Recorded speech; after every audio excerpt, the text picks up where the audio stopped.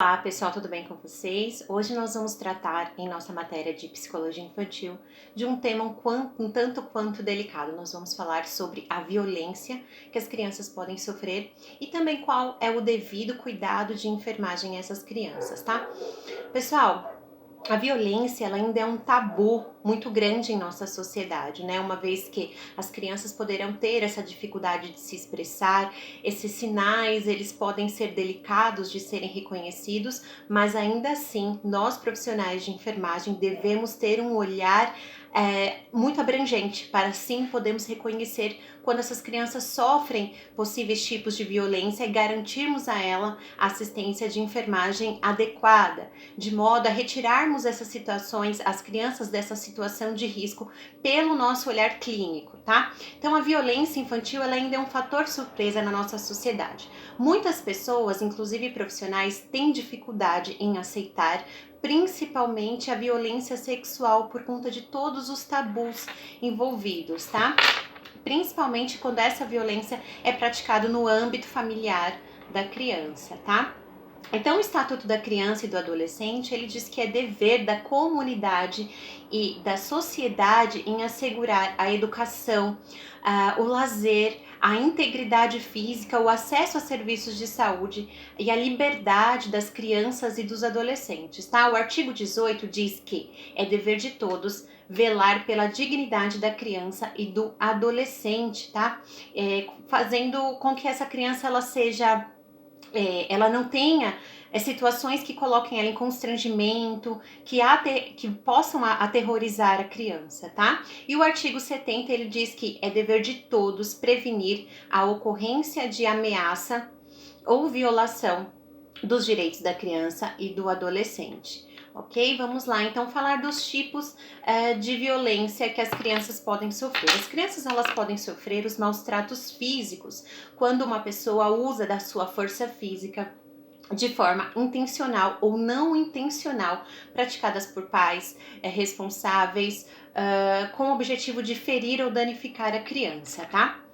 Então, esses maus tratos físicos, eles podem ser visíveis a nós, profissionais, quando essa criança ela chega na instituição de saúde com marcas, com arranhaduras, com hematomas, com marcas de queimadura de cigarro, principalmente nas costas. Então, nós temos que fazer essa devida investigação, tá? Quando a criança aparece com esses ferimentos pelo corpo, uma criança parcialmente ou totalmente assustada, retraída, tá? Agressiva também, então nós temos que nos atentarmos a isso, tá? Então essas marcas, elas podem ser visíveis muitas vezes, como essas que eu descrevi a vocês, assim como também essa violência, ela pode não deixar marcas, tá? Então, por isso que nós temos que observar o comportamento da criança e também, quando a gente for fazer um procedimento, como banho, né? Que a gente consiga observar esses sinais, darmos a devida importância, tá?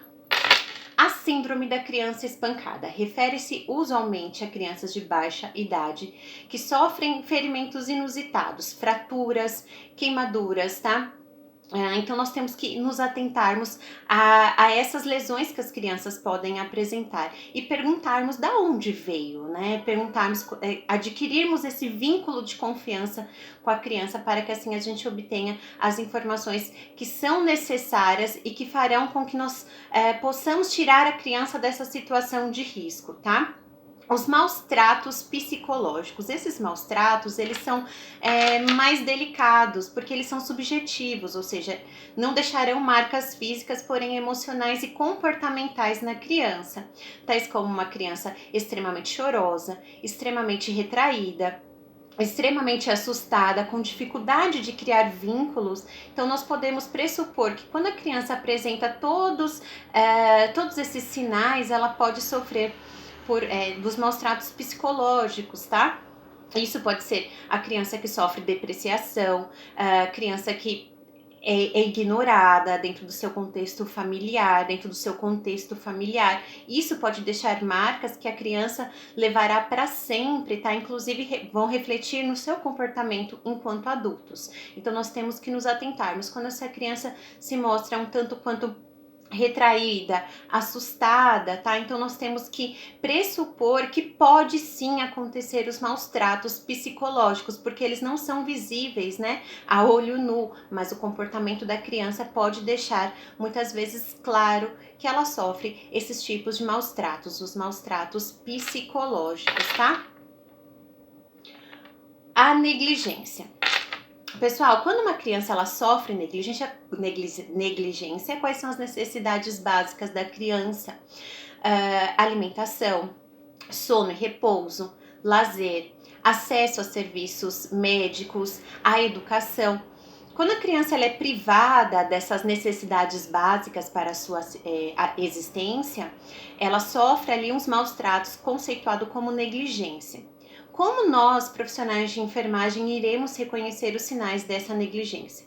Uma criança que quando está muito frio, está com uma roupa que não é propícia àquela determinada estação do ano, uma criança muito magra, uma criança com suas necessidades básicas de higiene não devidamente favorecidas, tá? Criança que tem muito piolho, de repente, criança muito suja, isso nós podemos suspeitar que essa criança sofre maus tratos, especificamente da negligência, quando as suas necessidades básicas não são supridas. É um tanto quanto delicado porque nós estamos vivendo num contexto de muita desigualdade social, mas é importante que nós tenhamos o olhar clínico para saber quando de fato essa criança ela vem de um contexto social desfavorecido ou quando ela sofre aí da negligência, tá? Então, quando a criança ela apresenta essas características, nós podemos suspeitar sim de que ela sofra ali algum tipo de negligência em suas necessidades básicas, tá? O abuso sexual. Gente, o que é o abuso sexual? É todo ato ou jogo sexual, relação heterossexual ou homossexual, cujo agressor está em estágio de desenvolvimento psicossocial mais adiantado que a criança, tá? Então, quando o agressor ele está desenvolvido psicologicamente, fisicamente, a mais ali do que a criança, nós conceituamos como esse abuso sexual, tá?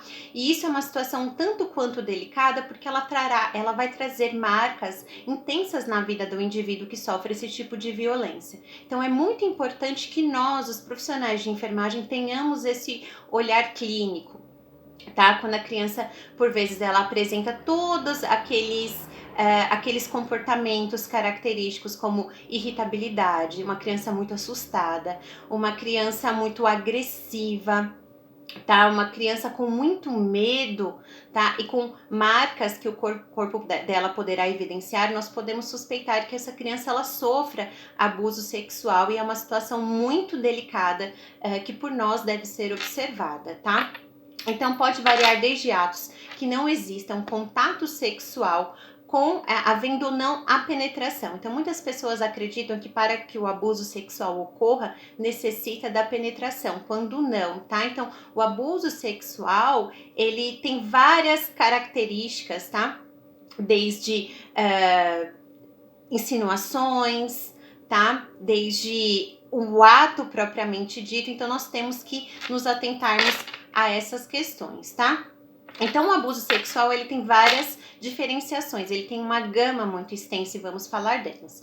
O assédio sexual caracteriza-se por propostas de relação sexual, tá? Então muitas vezes o ato não se concretizou, mas quando há essa suposição do agressor em relação à criança já caracteriza como assédio sexual. O abuso sexual verbal pode ser definido como conversas abertas sobre sexo, tá? De uma pessoa mais velha com a criança, e isso é caracterizado como o assédio sexual verbal, tá? Palavras inapropriadas, uma conversa que faça a incitação ao ato sexual, já consideramos como uma violência sexual, sim. O abuso sexual verbal, tá? O exibicionismo. O exibicionismo é quando o agressor, ele mostra os órgãos sexuais à criança, isso já também caracteriza como um tipo de violência sexual, chama-se exibicionismo, tá? Temos ainda o voyeurismo. O voyeurismo é o ato de observar fixamente os órgãos sexuais de outras pessoas quando elas não desejam ser vistas. Isso também se caracteriza como como abuso sexual, tá? O abuso sexual com contato físico são atos físicos que incluem carícias em órgãos genitais, tentativas de relação sexual e masturbação. E isso traz marcas, como eu disse anteriormente, muito intensas, tá? A criança, e isso se caracteriza também como um crime que merece a devida punição.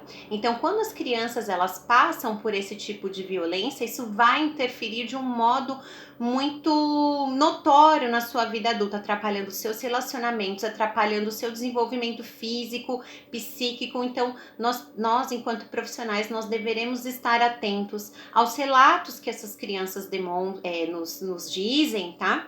E assim como seus comportamentos. Então, como que nós poderemos observar quando a criança sofre um tipo de abuso sexual com contato físico? A sua região genital pode apresentar marcas, tá? E isso tem que ser muito levado em consideração por nós profissionais de enfermagem. O estupro constranger alguém mediante violência ou grave ameaça a ter conjunção carnal, tá? Ou praticar ou permitir que com ele se pratique o ato libidinoso. Então, as crianças que sofrem estupro, elas também estão envoltas num contexto ali de violência, tá? Algo que é muito triste e muito preocupante em nosso país.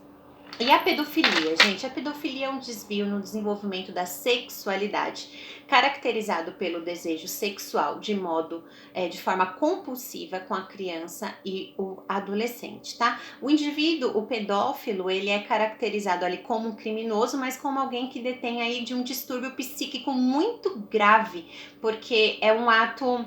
Ele tem essa verdadeira obsessão por crianças e ou adolescentes, e isso é muito perigoso a toda a sociedade, tá? Temos também a exploração sexual comercial, que refere-se a relações de caráter comercial, em que as crianças e adolescentes, elas estão no mercado da sexualização, a fim de obter com que outras pessoas obtenham ganhos financeiros em cima disso. É muito triste essa exploração sexual comercial, que tem o intuito de ter recursos financeiros mediante a exploração dessas crianças e adolescentes, tá? A pornografia, essa forma de abuso pode também ser enquadrada como exploração sexual comercial, uma vez em que a maioria dos casos acontecem principalmente, né, com ganhos, né? Então a pessoa ela expõe a criança e o adolescente nessas situações vexatórias e consecutivamente se obtém um ganho financeiro. Então isso é muito grave, porque isso dá vazão a outros pedófilos, a outros criminosos a perpetuarem esse tipo de situação criminosa e perigosa a toda uma sociedade, tá? Então a internet, infelizmente, ela perpetua muito esse tipo de crime, onde imagens de crianças e adolescentes são distribuídas, tá? Com o intuito também de se obter ganhos financeiros. A violência doméstica, vamos falar um pouco dela, é o abuso de poder de um maior ou menor de uma pessoa mais forte sobre uma pessoa mais vulnerável, ou seja, uma criança e um adolescente, tá? Então isso pode acontecer no lar por pais, parentes e responsáveis e até profissionais, incluindo as babás, tá? A violência domiciliar, ela pode tanto ser a física, a psicológica e a sexual. A violência intrafamiliar é toda forma de violência física, psicológica ou sexual praticado por um membro da família. Pode ser um avô, um tio, um primo, um pai, uma mãe. Então isso é dentro do contexto familiar, o que vai trazer muitas marcas significativas e dolorosas ao desenvolvimento da criança, tá? O trabalho infantil, todos nós sabemos que nenhuma criança está apta ao trabalho, né? As crianças elas precisam estudar, as crianças elas precisam ter as suas necessidades de afeto supridas, e quando a criança ela é colocada dentro desse contexto de trabalho, o seu desenvolvimento físico e ficará prejudicado. Então, conceituamos ainda como uma violência contra a criança o trabalho infantil. É crime.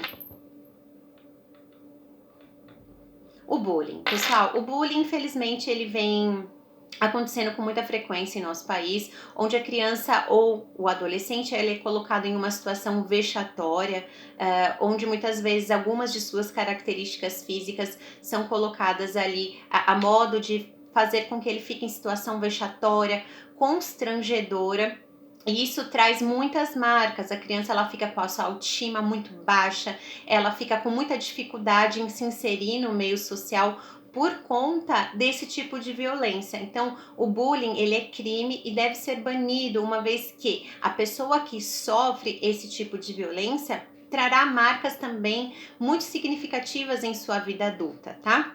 Então, o bullying, ele faz expor a essa criança, a esse adolescente, tá? O ridicularizando, e isso é muito triste, porque as crianças que sofrem o bullying, elas tendem a ter uma autoestima muito baixa, até pensamentos suicidas, né? Então, nós, enquanto profissionais de enfermagem, enquanto pais, enquanto tios, nós temos que orientar as nossas crianças a aceitar as diferenças, de modo a respeitar uns aos outros, porque o bullying, ele pode parecer inofensivo, mas não tem nada inofensivo, e sim caracteriza-se por uma violência muito intensa, que trará marcas significativas muito grandes no sentir, né, no psicológico da criança, atrapalhando todo o seu desenvolvimento intelectual, social, espiritual. A criança, ela passa a ter raiva de si própria, por que ela sofreu esse tipo de violência, por que ela não é aceita dentro do seu meio social. Isso traz marcas muito significativas, tá? A violência institucional, o que isso significa? Quando a violência ela é praticada dentro de uma instituição, pode ser dentro de creches, como a gente vê muito na televisão, dentro de escolas, dentro do ambiente, dentro de instituições de saúde, quando essas crianças elas precisariam ser zeladas dentro desses espaços e elas sofrem violência, né? Os agressores, eles acreditam que a criança ela não tem voz ativa na sociedade e por isso praticam esse tipo de violência, né? O que é muito triste, onde essas crianças precisariam ser cuidadas com afeto, com respeito, terem as suas necessidades supridas, e nós vemos que isso muitas vezes não acontece. Infelizmente, o nosso país é um dos países que mais lidera a violência contra as crianças. Isso é muito preocupante, tá? Então, os pais, né, os profissionais devem ficar atentos quando uma criança ela tem uma resistência muito grande de ir a um determinado lugar, quando ela tem uma rejeição muito grande à escola, à creche, o porquê que isso acontece. Será que de fato não acontece nenhum tipo de maus tratos, nenhum tipo de violência? Então, isso merece a nossa devida atenção, tá? A violência estrutural. Essa violência estrutural é aquela onde as condições socioeconômicas elas não favorecem para que essa criança ela cresça de modo saudável, tá? É uma questão mais social envolta aí nesse contexto. Então, quando a sociedade ela não supre as necessidades da criança, né, fazendo com que ela fique à margem de violência, né, crianças que ficam na rua porque não têm a condição de moradia adequada, conceituamos esse tipo de violência como estrutural. São as crianças que ficam expostas à violência justamente por não terem as condições que a sociedade deveria prover de proteção e de cuidado a elas, tá? Assim como a violência sexual, tá? Desculpa, assim como a violência social, quando as crianças elas acabam se expondo, né? Principalmente crianças que detêm ali de algum tipo de alguma doença, alguma necessidade especial e não têm os seus direitos supridos, tá? Então, pessoal, é muito importante que nós tenhamos essa visão mais abrangente, porque muitas vezes essas crianças, quando sofrem vários tipos de violências, essas que nós escrevemos, elas primeiramente chegarão aos serviços de saúde. Então, cabe a nós, profissionais, reconhecermos, tá? Essa questão da negligência, essa questão da violência sexual, quando você de repente vai dar um banho na criança e você denota em suas regiões íntimas algum tipo de anomalia, algum tipo de ferimento. Então é muito importante que nós tenhamos ali essa devida consciência, tá? Esse olhar mais abrangente, para que assim a gente possa fazer com que essas crianças saiam dessa zona de risco e parem de sofrer a violência. As instituições de saúde, elas possuem protocolos específicos para esse tipo de situação, tá? No qual são realizados procedimentos quando se suspeita de fato que essa criança sofre algum tipo de violência. Então, quando você, enquanto profissional de enfermagem, se deparar com uma situação um tanto quanto delicada quanto essas, você não poderá simplesmente ficar no achismo, guardar essa informação para você ir embora. Não. Você precisa validar essas informações.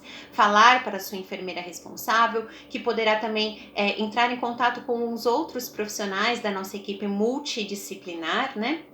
Porque dentro de uma instituição de saúde, nós temos diversos profissionais que colaborarão para uma assistência mais completa aos indivíduos, tais como psicólogos, assistentes sociais. Então, faremos todos uma investigação mais aprofundada para que, de fato, essa criança saia dessa zona de risco, tá? E não fique exposta a continuar a sofrer esses vários tipos de violência e muitas vezes vir até a óbito. É uma realidade muito triste, mas que acontece com muita frequência em nosso país. Então, cabe a nós, profissionais de enfermagem, termos esse devido olhar mais clínico, tá? Esse olhar mais abrangente, levar em conta as expressões faciais da criança, o seu comportamento, sinais físicos que ela pode nos apresentar, de modo a assegurar a sua integridade física e psíquica, tá? Muitas vezes, quando nós suspeitamos que uma criança sofre de violência, a gente pode dar uma folha para que ela se expresse através de desenhos. É um método muito utilizado,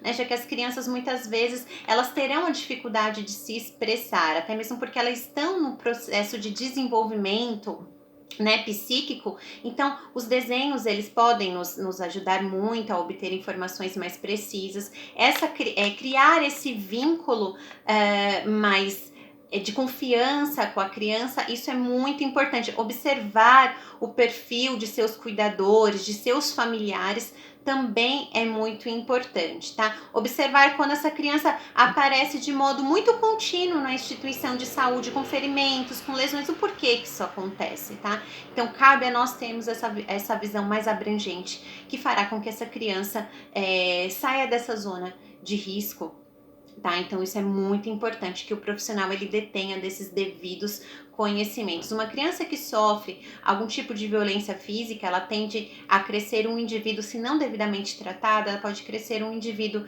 que pode reproduzir esse tipo de violência. Assim como as crianças que sofrem abuso sexual, elas podem também reproduzir essa violência sexual quando aconteceu na sua infância, tá? Então nós temos que fazer com que as nossas crianças, elas tenham o seu desenvolvimento físico, psíquico, espiritual saudável. Então, quando a gente observar esses sinais descritos na nossa aula, nós precisaremos tomar alguma medida para que assim possamos tirar essa criança dessa zona de risco, juntamente com o apoio de outros profissionais que farão uma investigação mais minuciosa, tá? Então é muito importante, gente, observar também os pais, os familiares, os seus discursos, tá? Uma vez que quando a criança sofre abuso sexual dentro do contexto familiar, a pessoa que pratica, ela tende a proteger muito a criança, então a gente precisa ficar muito de olho em tudo isso, tá? E sempre solicitarmos o apoio dos nossos colegas da equipe multidisciplinar, que eles farão com que essa investigação ela seja mais aprofundada. Então, sempre que essa criança chegar na sua instituição, observe os seus sinais físicos, o seu comportamento, que isso pode elucidar muitas situações tristes, que são muito dolorosas, né, para nós enquanto cidadãos mesmo, né, que somos mães, que somos pais, que temos sobrinhos, que zelamos pela integridade da criança. Isso é algo que nos machuca muito, mas que nós não podemos fechar os olhos para essa realidade que infelizmente assola o nosso país. Como eu disse anteriormente a vocês, o nosso país, o Brasil, ele é um dos países que apresentam ali maior número de casos de crianças que sofrem vários tipos de violências, tá? Então é muito importante nós zelarmos pela integridade das nossas crianças. para que elas tenham aí o seu desenvolvimento psíquico, físico e espiritual saudável, porque uma vez que as crianças sofrem violências de várias naturezas, isso trará marcas muito significativas em sua vida adulta. Tá bom, pessoal? Vamos continuar já já ali no fórum.